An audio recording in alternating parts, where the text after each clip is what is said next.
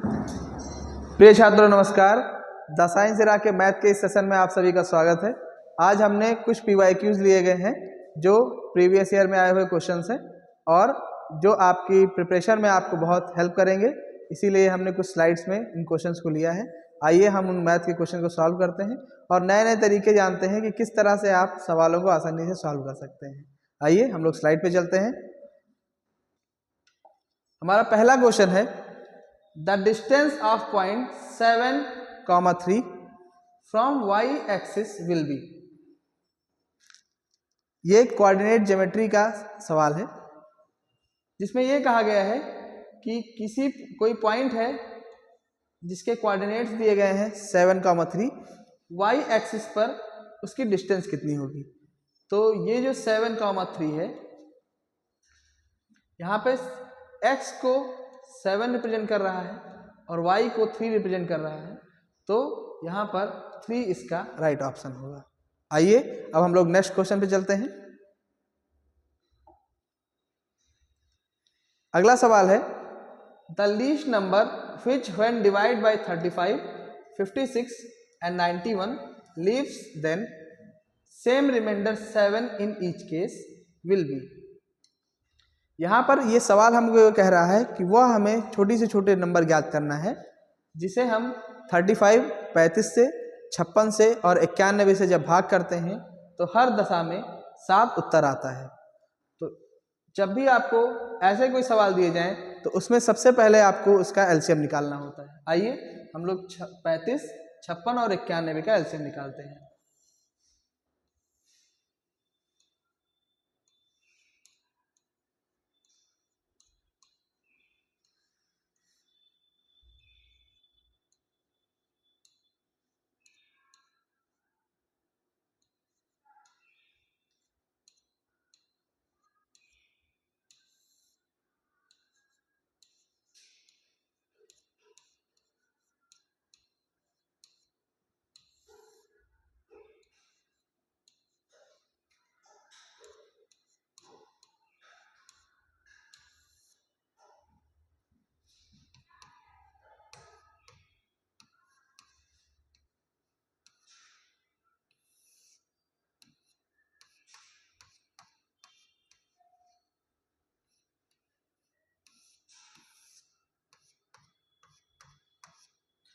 तो इस तरह से हमने 35, 56 और 91 का एलसीएम निकाल लिया है, जो आएगा 2 दूनी 4, 4 दूनी 8, 8 पंचे 40, 40 सत्ते 280 और 280 का 13 से गुणा करना है। तो 280 का जब हम 13 से गुणा कर देंगे तो ये हो जाएगा 0।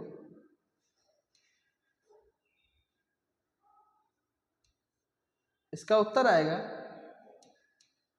3,640 या 3,640। अब क्योंकि हर दशा में इसका 7 शेष बच रहा है यानी रिमाइंडर 7 आ रहा है, तो हम इस नंबर में 7 ऐड कर देंगे जो हो जाएगा 3,647 और ये इसका सी राइट ऑप्शन है। आई होप ये आपको समझ में आया होगा। आइए अब हम लोग अगले क्वेश्चन की तरफ चलते हैं। क्वेश्चन लिखा हुआ है, if the ratio of the length of A rod and it's shadow is 1:√3। कहा जा रहा है कि कोई एक रॉड है जिसकी लेंथ और उसकी शैडो का जो रेशियो है वो है 1:√3। The elevation angle of the sun will be. तो आपको उसमें सन का एलिवेशन एंगल निकालना है। यहां पर अगर हम इसे एक फिगर से ड्रॉ करें तो मान लेते हैं ये लेंथ रॉड है जो इसका रेशियो हमें 1 दिया गया है और ये उसकी शैडो जो बन रही है उसका रेशियो √3 दिया गया है।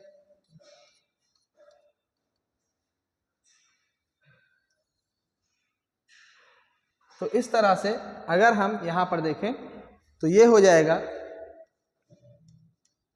tan theta equals 1/√3। tan theta equals, हमें पता है कि tan थीटा की वैल्यू 1/√3 30 डिग्री के एंगल पर होती है। तो इसके जगह पर हम पुट कर सकते हैं tan 30 डिग्री।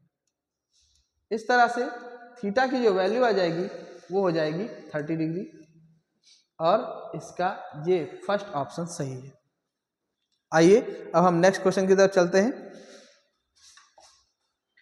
अगला क्वेश्चन लिखा हुआ है the nature of the roots of the equation 2x square minus 5x plus 4 will be. यहां पर हमको उनके रूट्स का नेचर बताना है,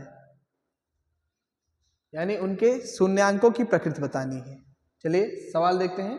इसमें लिखा है 2x square minus 5x plus 4। पिछले सेशन में भी हमने आपसे डिस्कशन किया था कि जब भी आपको रूट्स या उनके नेचर निकालने हो तो हम लोग डिस्क्रिमिनेंट यानी विविक्तिकर का उपयोग करते हैं। जो फॉर्मूला होता है d बराबर B square minus 4ac, d बराबर बी स्क्वायर माइनस 4ac। यहाँ पर अगर हम इस इक्वेशन के हिसाब से वैल्यू रखें तो b की वैल्यू है -5, a की वैल्यू है 2 और c की वैल्यू है 4। आइए वैल्यू रखते हैं तो हो जाएगा -5 का स्क्वायर इंटू -4। a की वैल्यू यहाँ पे 2 गिवन है और c की वैल्यू 4 गिवन है। इस तरह से अगर हम इसको सॉल्व करें तो -5 का स्क्वायर होता है 25 माइनस 4 दूनी 8 और 8 चौक 32, तो ये हो जाएगा 32। और 25 में से अगर 32 घटाते हैं तो वो उसका उत्तर आता है -7। अब ये जो -7 है इसकी वैल्यू 0 से छोटी है, और जब भी डिस्क्रिमिनेंट यानी विविक्तिकर की वैल्यू 0 से छोटी होती है तो जो हमारे शून्यांक यानी जो रूट्स होते हैं वो रियल रूट नहीं होते हैं, और रियल रूट ना होने का मतलब होता है कि वो इमेजिनरी रूट होते हैं, उन्हें हम इमेजिनरी रूट कहते हैं, या जो रियल रूट नहीं होते हैं। तो यहाँ पर इसका जो ऑप्शन नंबर बी हो जाएगा वो इसका राइट ऑप्शन होगा। आइए अब हम लोग अगले क्वेश्चन की तरफ देखते हैं। अगला क्वेश्चन लिखा हुआ है the number of parallel tangent lines drawn to the end points of the diameter of a circle will be. किसी सर्किल के डायमीटर से कितने टेंजेंट पॉसिबल खींचे जा सकते हैं? तो किसी भी सर्किल के डायमीटर से 2 टेंजेंट खींचे जा सकते हैं। मैं आपको यहाँ पर उसको बना के दिखाता हूँ।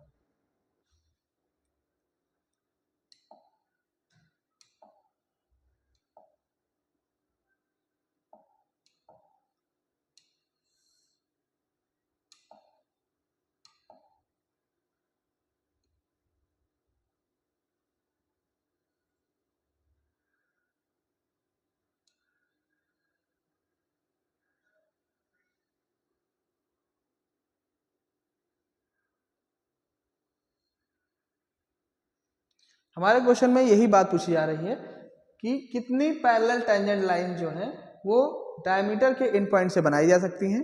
तो वो 2 टेंजेंट लाइन बनाई जा सकती हैं। तो यहाँ पर जो हमारा सही ऑप्शन हो जाएगा वो क्वेश्चन आंसर नंबर 2 हो जाएगा। सॉरी, आंसर नंबर 2 नहीं, यहाँ पर ऑप्शन सी है और इसका आंसर 2 हो जाएगा। किसी भी सर्किल के डायमीटर से जो टेंजेंट लाइन खींची जा सकती हैं वो पॉसिबल उसकी 2 है। आइए अब हम नेक्स्ट क्वेश्चन पे चलते हैं। आशा करता हूं कि ये क्वेश्चन आपको बहुत अच्छे से समझ में आया होगा। फिर अगला क्वेश्चन दिया गया है total surface area of A solid hemisphere with radius r will be. यहां पर हमसे डायरेक्ट फॉर्मूला ही पूछ लिया गया है कि किसी सॉलिड हेमीस्फीयर का हम लोगों को टोटल सरफेस एरिया बताना है, जो होता है बेटा 3πr²। इस सवाल में ये डायरेक्ट फॉर्मूला ही है, तो इसको हम लोग बाद में देखते हैं। आइए अब हम लोग अगले क्वेश्चन की तरफ। अगला क्वेश्चन है the probability of 53 Mondays in a leap year will be. ये सवाल बहुत अच्छा है, हम लोगों को थोड़ा सा इसके कॉन्सेप्ट को समझना पड़ेगा। पूछा जा रहा है कि किसी लीप वर्ष में 53 सोमवार होने की प्रायिकता क्या होती है। जैसा कि हम सभी लोग बहुत जानते हैं, बचपन से जानते हैं कि हर एक सप्ताह में 7 दिन होते हैं और पूरे वर्ष में इस तरह के 52 सप्ताह होते हैं। तो अगर हम ये देख लें कि इसमें कौन कौन से दिन बच रहे हैं, तो जिससे हम इसकी प्रायिकता, इस सवाल को बहुत आसानी से कर पाएंगे। आइए हम लोग देखते हैं। क्योंकि एक लीप ईयर जो होता है, यानी एक अधिवर्ष जो होता है या एक लीप वर्ष जो होता है, वो 366 दिन का होता है। एक लीप वर्ष 366 दिन का होता है। और अगर हम ये देखें कि 366 दिन अगर हम 52 सप्ताह से डिवाइड कर दें, तो इसको हम भाग करेंगे, तो ये इसको भाग करने पर हमारे पास 2 दिन शेष बच जाएंगे। यहाँ पर 2 दिन शेष बच जाएंगे। अब किसी भी, ये 2 दिन कोई भी हो सकते हैं, लेकिन हमें यहाँ पर प्रायिकता ज्ञात करनी है कि ये दिन सोमवार होगा। तो पॉसिबिलिटी क्या क्या है कि या तो वो दिन संडे मंडे हो सकता है, या वो दिन मंडे ट्यूसडे हो सकता है, या तो वो ट्यूसडे और वेंसडे हो सकता है, या वो वेंसडे और थर्सडे हो सकता है, या वो थर्सडे और फ्राइडे हो सकता है, या वो फ्राइडे और सैटरडे हो सकता है, और एक पॉसिबिलिटी और है कि वो दिन सैटरडे और संडे हो सकता है। तो इस तरह से हमारे पास जो बची हुई कंडीशन है वो है 1, 2, 3, 4, 5, 6 और 7। इस तरह से हमारे पास जो टोटल आउटकम है वो 7 है, और जो आउटकम हमें चाहिए कि वो उनमें से कोई एक दिन मंगलवार हो जाए, तो उस तरह की हमारे पास 2 कंडीशन है, या तो वो संडे मंडे हो सकता है या मंडे और ट्यूसडे हो सकता है। इस तरह से जो भी हमारे पास जो हमें चाहिए आउटकम वो है 2। तो 7 आउटकम्स में से 2 आउटकम ऐसे हैं जिनमें हमें मंडे मिल सकता है। तो इस क्वेश्चन का आंसर ऑप्शन सी हो जाएगा, जो होता है 2/7। आइए अब हम लोग अगले क्वेश्चन की तरफ चलते हैं। अगला क्वेश्चन है, volume of 2 sphere are in the ratio 125:64। सवाल में क्या कहा गया है कि 2 स्फीयर हैं जिनके वॉल्यूम यानी आयतन का जो अनुपात है वो 125:64 है। आगे लिखा हुआ है, then the ratio of their surface area is. तो यहाँ पर हमें उनके सरफेस एरिया का रेशियो निकालना है। जैसा कि हम जानते हैं कि V1 रेशियो V2 का जो वैल्यू दी गई है हमारे सवाल में वो 125:64 दिया गया है। और हमें ये भी पता है कि किसी भी गोले का जो आयतन होता है वो होता है 4/3 पाई। पहले गोले के लिए हम लोग R1 का क्यूब लिख लेते हैं और दूसरे गोले के लिए हम लोग R2 का क्यूब लिख लेते हैं, जो हो जाएगा 125/64। यहाँ पर 4/3 पाई ऊपर भी है और नीचे भी है, तो ये कैंसिल हो जाएगा। इस तरह से यहाँ से हमें मिलेगा R1/R2 का होल क्यूब 125/64। इस तरह से R1/R2 का जो क्यूब का वो होगा वो मिलेगा हमें 125/64। आइए अब यहाँ इस सवाल को देखते हैं। तब यहाँ से R1/R2 की जो वैल्यू हो जाएगी, ये इधर आने पर क्यूब रूट हो जाएगा, जिसकी वैल्यू आती है 5/4। अब हमें यहाँ पर उनके सरफेस एरिया का रेशियो निकालना है, यानी A1 रेशियो A2 निकालना है। तो ये हो जाएगा 4 पाई R1 स्क्वायर अपॉन 4 पाई R2 स्क्वायर। यहाँ से 4 पाई से 4 पाई फिर से कैंसिल हो जाएगा, जिससे ये हो जाएगा R1 अपॉन R2 का होल स्क्वायर। क्योंकि R1 अपॉन R2 का वैल्यू हमने निकाली है, वो आई है बेटा 5/4, तो यहाँ पर ये हो जाएगा 5/4 का स्क्वायर। और इस तरह से जो हमारा आंसर हो जाएगा वो हो जाएगा 25/16।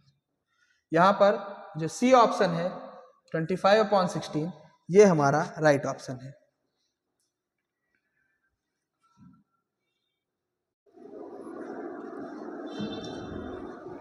क्वेश्चन है हमारा, A chord of the circle of radius 15 centimetre sustain an angle of 60 degree.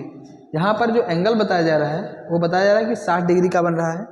तो हमें उस सर्किल के माइनर सेगमेंट का एरिया निकालना है। चलिए पहले हम यहाँ पर इसका फिगर देख लेते हैं।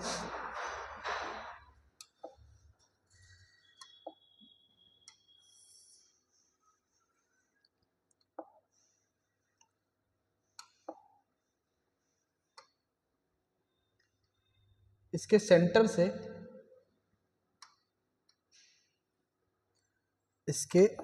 से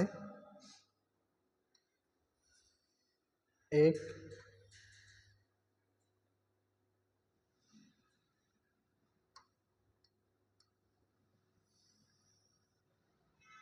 कोड पास हो रहा है, इस कोड का ही हमें एरिया फाइंड करना है। तो इसके लिए हमारे पास एक फॉर्मूला है। यहाँ का जो एंगल दिया गया है वो 60 डिग्री दिया गया है और R की वैल्यू जो है वो है 15। तो हमारे पास एरिया ऑफ माइनर सेगमेंट का जो फॉर्मूला होता है, मैं लिख दे रहा हूं, area of minor segment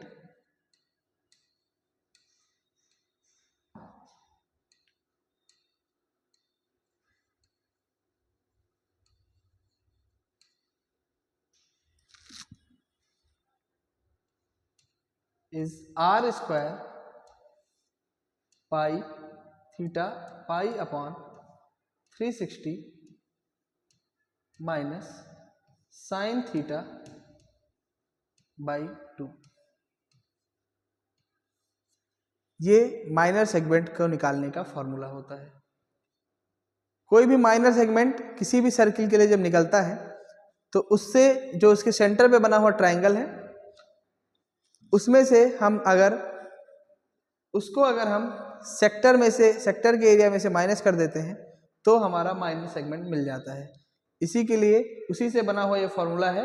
area of minor segment का फॉर्मूला होता है R square theta by pi, theta into pi by 360 minus sine theta by 2। अब आइए हम यहाँ पे वैल्यू रखते हैं और सवाल को निकालते हैं। R की वैल्यू यहाँ 15 है, दैट इज 15 का स्क्वायर इंटू थीटा की वैल्यू हमें दी गई है 60 दी गई है, तो 60 इंटू पाई अपॉन 360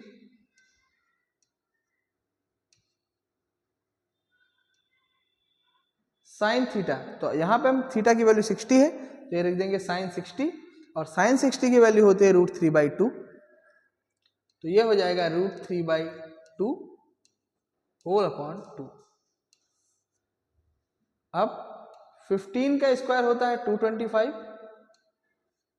इसको अगर हम डिवाइड करें तो ये हो जाएगा 1/6,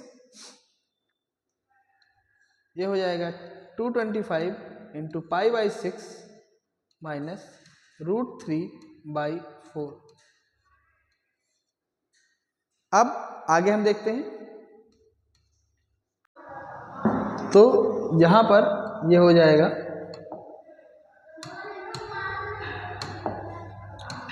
225, कैलकुलेशन हम लोग कर लेते हैं।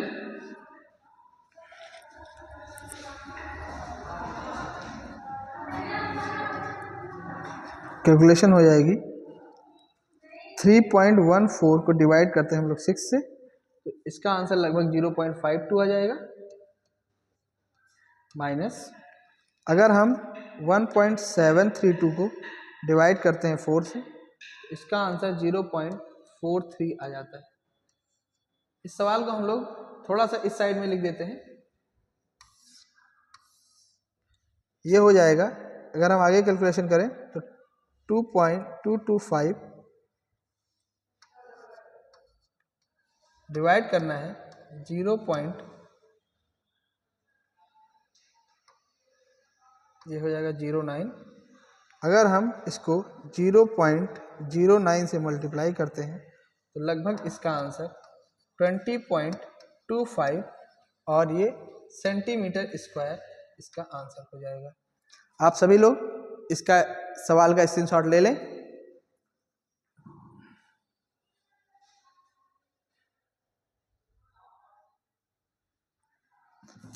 उम्मीद करते हैं सवाल आपको समझ में आया होगा। आइए अब हम अगले सवाल की तरफ चलते हैं।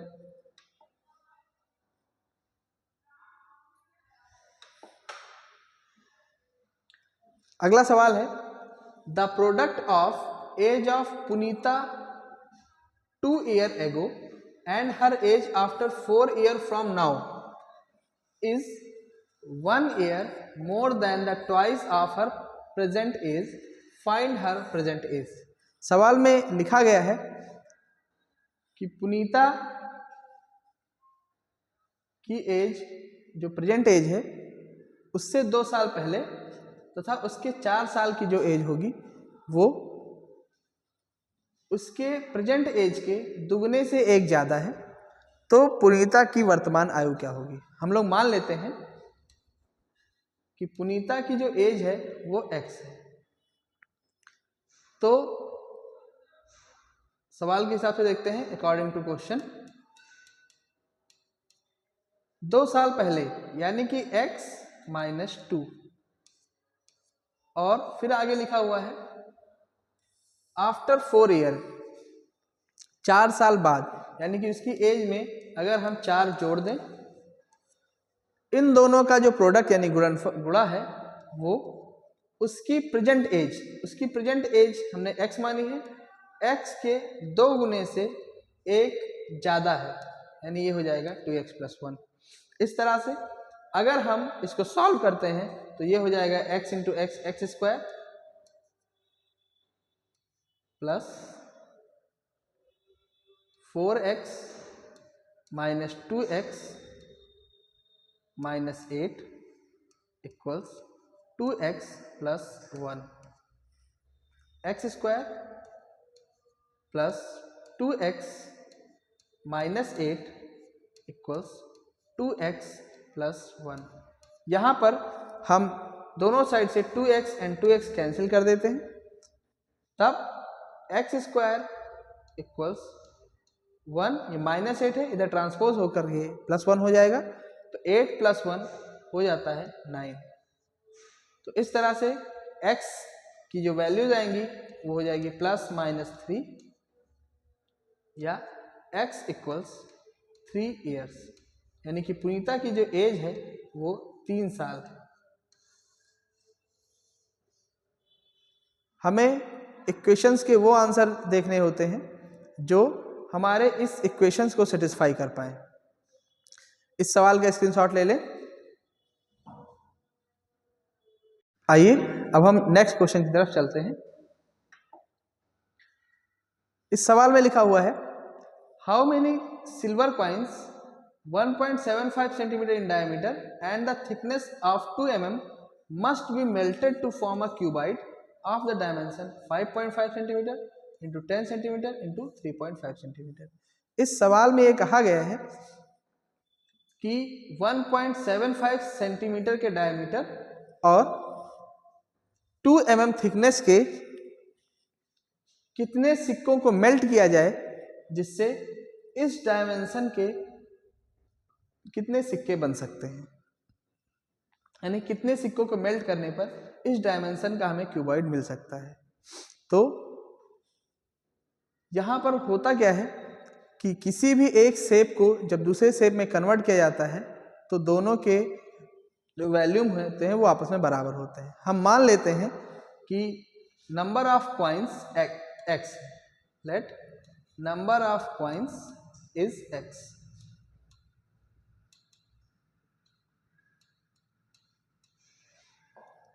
तो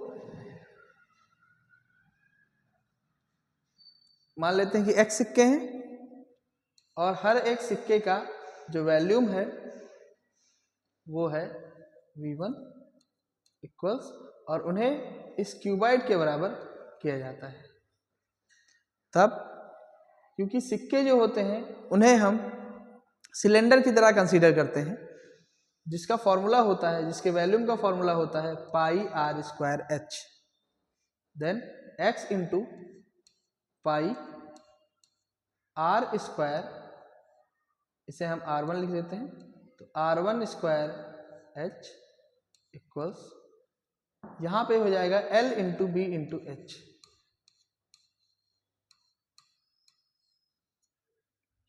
अब x इक्वल्स हो जाएगा लेंथ, इसे h1 और h2 कर लेते हैं, into B into H upon पाई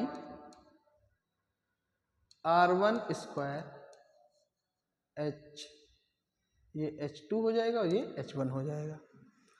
देन x इक्वल्स हो जाएगा, यहाँ पर L की जो बात की जाए तो L दिया गया है बेटा 5.5, इंटू B की वैल्यू है 10, H2 की वैल्यू है 3.5 अपॉन पाई की वैल्यू हो जाएगी 3.14 इंटू R जो है वो है 0.75 सेंटीमीटर।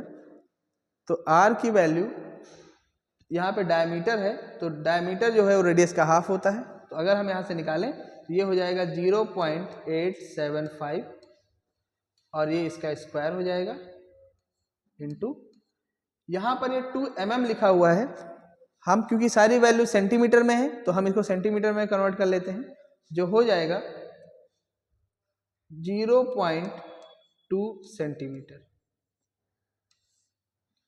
अब यहां से अगर हम x की वैल्यू निकालें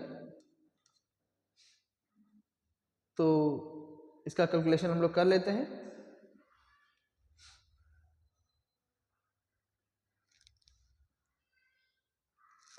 फाइव 5.5 इंटू 10 इंटू 3.5, इसका आंसर हो जाएगा 192।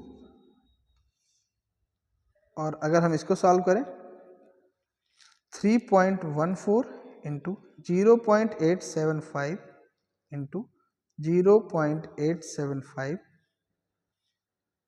इंटू 0.2, तो ये 0.48 के समथिंग इसका आंसर आता है। अगर हम इन्हें सॉल्व करें तो यहाँ से हम पॉइंट हटाएंगे तो यहाँ पे 2 जीरो लग जाएंगे, x इक्वल्स हो जाएगा 41.8 का ये 4 टाइम कैंसिल हो जाएगा, तो ये आंसर आ जाएगा 400, यानी कि यहाँ पर 400 कॉइन्स को हमें मेल्ट करके इस दिए गए क्यूबाइड की डायमेंशन का वैल्यूम इतने सिक्कों को मेल्ट करने पर होगा। आइए इसका स्क्रीनशॉट ले लेते हैं।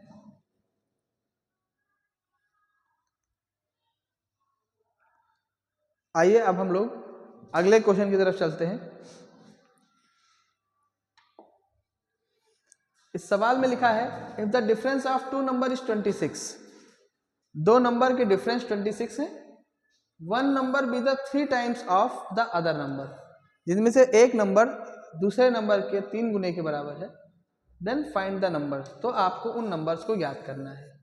सवाल में आपको सवाल फिर से बता देता हूं कि दो नंबर जिनके डिफरेंस 26 है, मान लेते हैं कि वो नंबर x और y हैं। लेट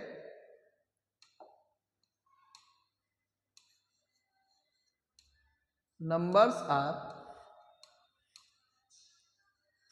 एक्स एंड वाई, वो नंबर एक्स और वाई है। Then X minus Y equals 26, ये हमारा फर्स्ट इक्वेशन हो गया।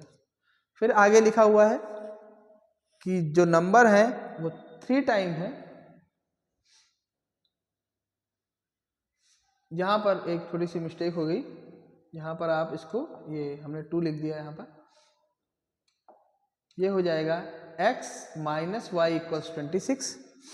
फिर अगली बात दी गई है कि एक नंबर जो है वो तीसरे नंबर का, एक नंबर दूसरे नंबर का 3 गुना है। तो मान लेते हैं कि x जो है वो y के 3 गुने के बराबर है, तो x इक्वल्स 3y।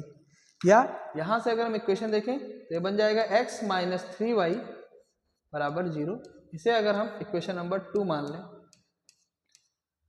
अब हम लोग समीकरण 1 में से समीकरण 2 को घटा दें। समीकरण 1 में समीकरण 2 को घटा दें तो ये हो जाएगा x माइनस वाई इक्वल्स 26, और ये हो जाएगा x माइनस 3y इक्वल्स 0, ये हो जाएगा माइनस, यहाँ साइन चेंज हो गया प्लस, और ये minus, plus x minus x cancel हो जाएगा। प्लस 3y में से y निकालेंगे तो ये हो जाएगा 2y, और यहाँ पे हो जाएगा 26, या y इक्वल्स हो जाएगा 13। यहाँ पर एक नंबर हमको मिला है 13। और दूसरा नंबर देखते हैं, क्योंकि हमारे कंडीशन में बताया गया था कि अगर एक नंबर जो है वो दूसरे नंबर का 3 गुना है तो x इक्वल्स 3y, या x इक्वल्स 3 इंटू वाई की वैल्यू 13 आई है, देन x इक्वल्स हो जाएगा 39। तो इस तरह से हमें एक नंबर मिला है 13, दूसरा नंबर मिला है 39। स्क्रीनशॉट ले लें इस क्वेश्चन का।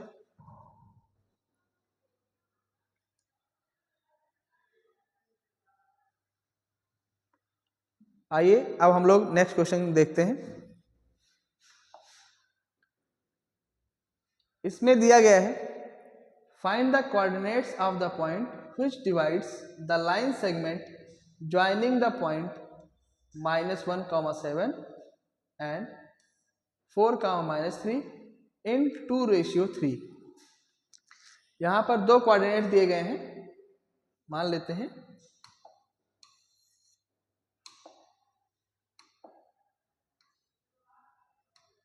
यहाँ पर एक पहला कोऑर्डिनेट है -1, 7, और दूसरा कोऑर्डिनेट है 4, -3। जो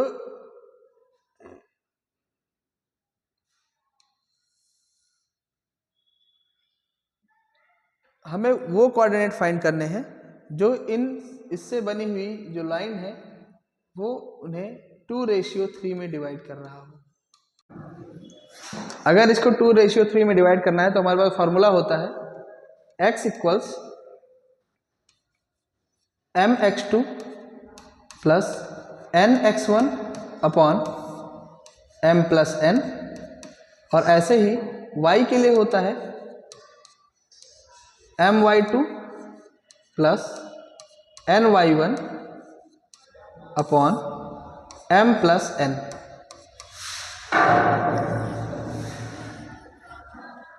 देन x इक्वल्स हो जाएगा, m की वैल्यू यहाँ पर हम 2 रख लेते हैं, तो 2 इंटू x2 की वैल्यू हो जाएगी 4, प्लस n की वैल्यू हम लिखते हैं 3, x1 की वैल्यू यहाँ पे हो जाएगी -1 अपॉन m प्लस n का मतलब हो जाएगा 2 प्लस 3। ऐसे ही अगर हम y के कोऑर्डिनेट्स निकालें तो y इक्वल्स हो जाता है my2, m का मतलब 2 इंटू y2 की जगह हम लिख देंगे -3 प्लस ny1, ये हो जाएगा 3 इंटू y1 की जगह ये हो जाएगा 7 upon 2 plus 3।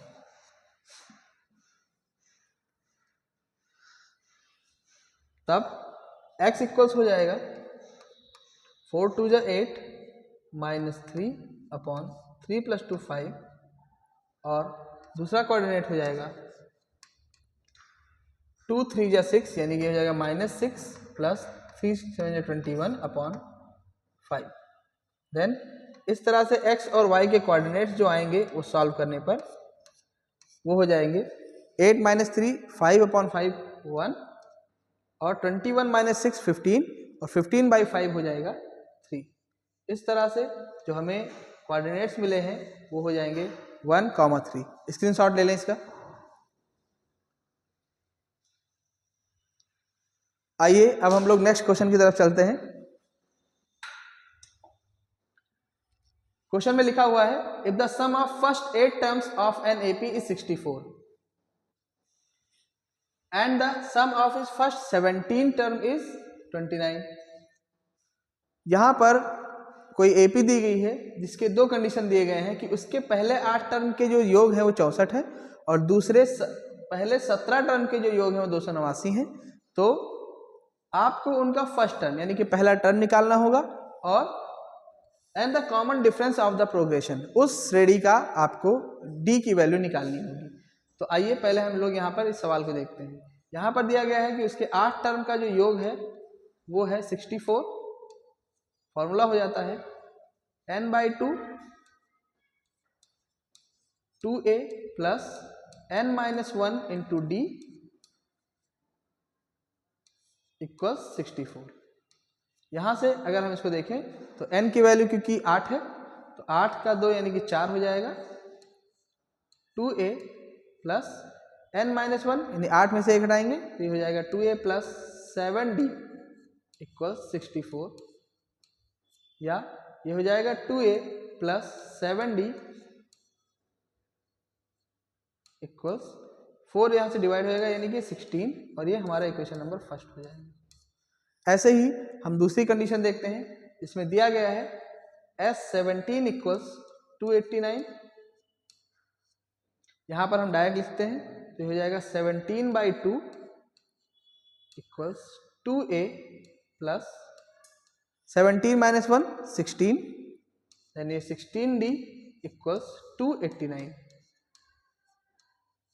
Then 2a plus 16d equals 289, ये इधर चला आएगा तो ये हो जाएगा 2/17।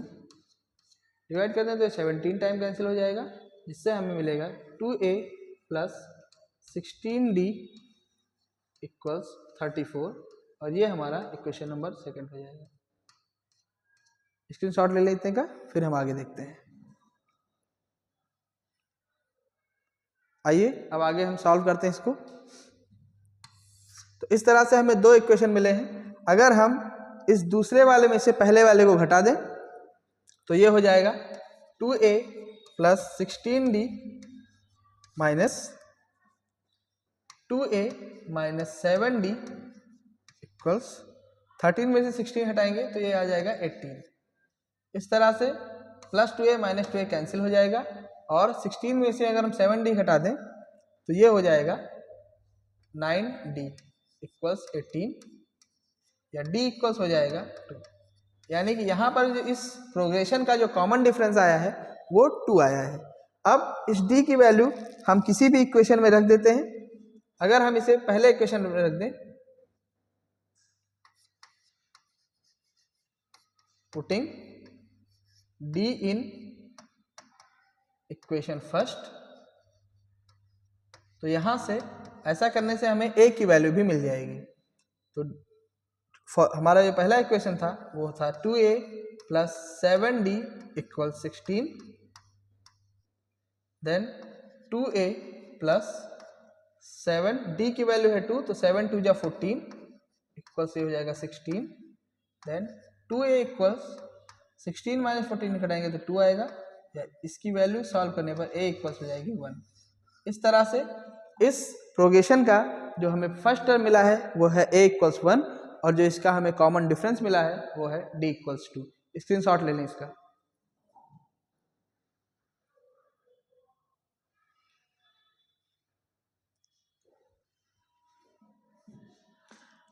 अब हम लोग अगले क्वेश्चन की तरफ चलते हैं। क्वेश्चन है the sum of the square of the two consecutive odd number is 394, find the numbers. यहाँ पे लिखा हुआ है कि दो कॉन्जिक्यूटिव नंबर्स के स्क्वायर का जो सम है वो 394 है। हम लोग यहाँ पर इस क्वेश्चन को सॉल्व करते हैं और सवाल में जो सवाल लिखा हुआ है, पहले हम लोग मानते हैं कि कॉन्जिक्यूटिव नंबर्स, तो अगर दो कॉन्जिक्यूटिव नंबर ऑड नंबर्स हैं तो उसमें पहला नंबर हो जाएगा x और दूसरा नंबर हो जाएगा x प्लस 2। अब सवाल में के अकॉर्डिंग कहा जा रहा है कि x का स्क्वायर और इसका स्क्वायर दोनों को ऐड करने पर हमारे पास जो आंसर आता है वो होता है 394। सॉल्व करें इसको तो ये हो जाएगा एक्स स्क्वायर, यहाँ हो जाएगा एक्स स्क्वायर प्लस 4 प्लस 2 2 जा 4 x equals 394। X and x add हो जाएगा तो हो जाएगा 2x स्क्वायर प्लस 4x, इसको हम इधर ले आएंगे तो ये हो जाएगा माइनस 390 इक्वल्स 0। 390 इक्वल्स 0। अगर हम यहाँ पर देखें तो ये जो नंबर है इसका हमें फैक्टराइज करना पड़ेगा।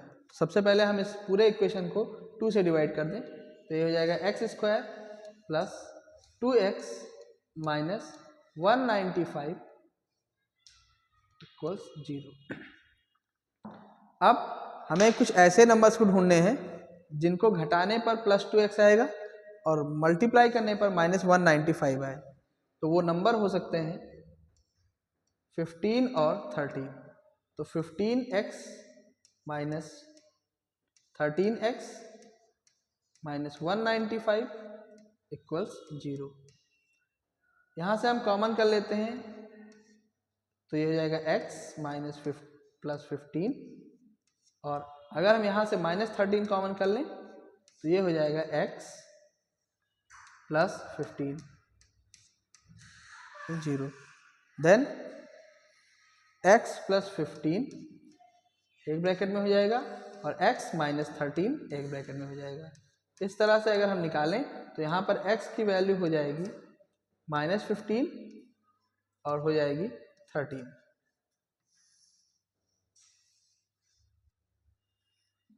इस तरह से यहाँ पर हमारी स्लाइड्स ख़त्म हुई।